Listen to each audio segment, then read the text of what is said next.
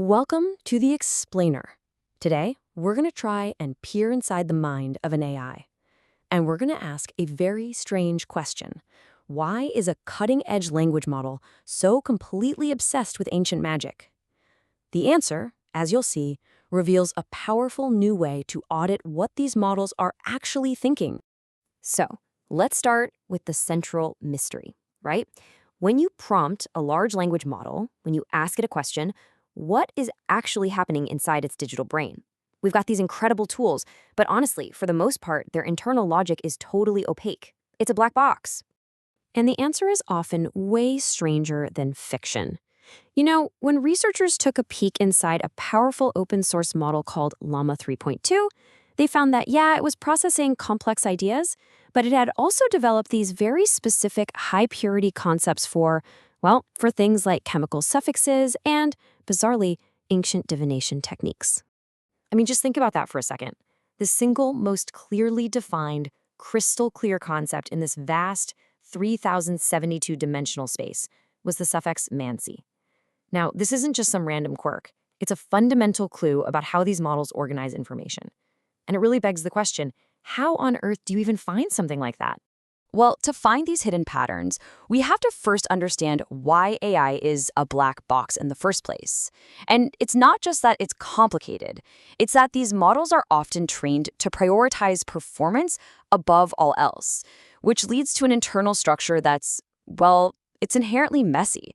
And at the heart of all this messiness is a concept called superposition. So imagine this. You have, say, 10,000 distinct ideas you need to store in a big filing cabinet, but you only have 3,000 drawers. What do? To make it all fit, the model starts overlapping concepts, literally cramming multiple, sometimes totally unrelated ideas into the very same drawer. So what's the result of all this overlapping? In a model like Llama 3.2, it's pretty staggering. A whopping 98% of its internal dimensions are polysemantic. That's a jumble of multiple overlapping ideas. This leaves just a tiny, tiny fraction, only 1.92%, that are monosemantic, meaning they represent one single clear concept. The rest is just a dense computational fob.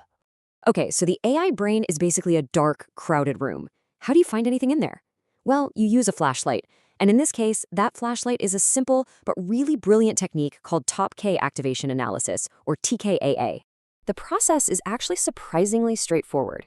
You start by feeding a massive list of words into the model. Then, for each one of the model's thousands of internal dimensions, you just track which words cause that one specific dimension to activate or fire the most strongly.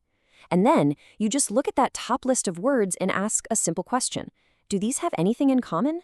Is there a shared theme here, like, say, chemistry, law, or, you guessed it, divination? Now, the real beauty of TKAA is just how accessible it is.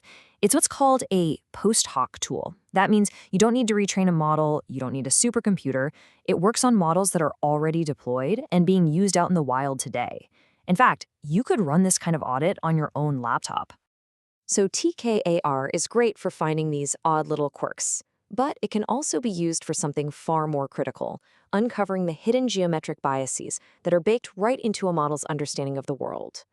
And this technique can go even deeper.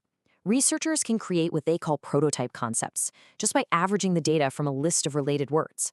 So you can create a single representation for care occupations and another one for female-coded words. Then you just measure how close those concepts are in the model's mind.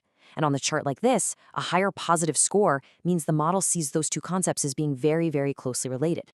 You can also analyze which concepts are sharing the same drawers in the model's filing cabinet. This heat map shows us exactly that overlap. A bright red square, like the one you see between age_old and sentiment_negative, means the model is activating the exact same set of internal dimensions for both of those ideas. It's literally storing them in the same place.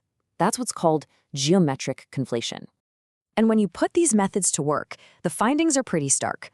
The audit of Llama 3.2 found robust, evidence-backed biases. For instance, female-coded concepts were geometrically closer to care occupations. And the link between old age and negativity was even stronger. It showed up both as a close association and as the single highest instance of two concepts being stored in the exact same spot. So, look, this isn't just some fascinating academic exercise. The ability to perform these lightweight audits on models that already exist, that has massive real-world implications for any organization that's using AI today. And this really highlights the key difference between a post hoc audit like TKA and trying to build an interpretable model from scratch. Now, building transparent models from the ground up is a worthy goal, for sure, but it means starting over. TKA is the flashlight you can use right now on the models you already have at virtually no cost. It lets you audit the AI we actually have, not just the AI we wish we had. And that just opens up a whole suite of applications. For AI safety teams, it provides a concrete audit report you can show to regulators. For advertising, you can build filters to prevent your brand from appearing next to content that activates a negative sentiment dimension. You can even find fingerprints, like a cluster of JavaScript terms, that hint at what a model was trained on. It's a really powerful, versatile tool for making AI more accountable. Ultimately, TKAA gives us a simple, accessible, and powerful new way to peer inside these incredibly complex systems. It's a flashlight for the black box, which leaves us with a final thought. Now that we have it, where should we point it first?